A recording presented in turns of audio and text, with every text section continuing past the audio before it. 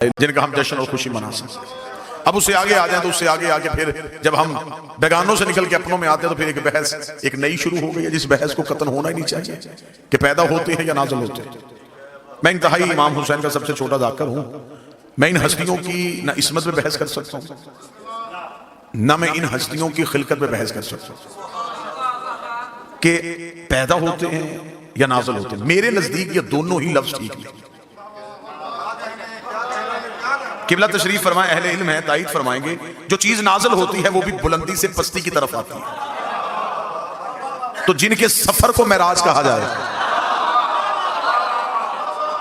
ان کے بارے میں تو میں یہ بھی اصطلاح استعمال نہیں کر سکتا، میں اب ایک لفظ میں رہ سکتا، اب ایک لفظ ایک نیا آج کے جشن کے حوالے سے آپ کو ہدیہ کرنا چاہوں گا، اور یقیناً راول پنڈی میں عقیدہ پڑھا بھی جاتا ہے، عقیدہ سنا بھی جاتا ہے۔ یہ لفظ اچھا لگے تو آپ نے نوکر کو تائید کر دینی ہے کہ آج کے جشن کے حوالے سے یہ جملہ بڑا اچھا تھا، کیونکہ میرے 5ویں بادشاہ سے آگے ایک صحابی نے پوچھا تھا کہ مولا ایک مومن دوسرے مومن سے ملے تو بہترین تحفہ اسے کیا دینا چاہیے؟ اچھا لباس دے، بہتر خوشبو دے، یا اچھی سواری دے؟ امام نے فرمایا نہیں، جب بھی ہمارا شیعہ دوسرے شیعہ سے ملے تو سب سے بہتر تحفہ یہ ہے ایک دوسرے کو ہمارے فضائل سنایا کرو، ایک دوسرے کو ہماری فضیلتیں سنایا کرو۔ اور اگلا جو امام نے اجر بتایا آج کے جشن کے حوالے سے وہ اجر بھی سن لینا۔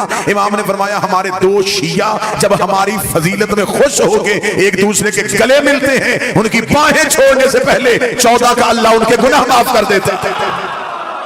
یہ صرف ہماری فضیلت کی وجہ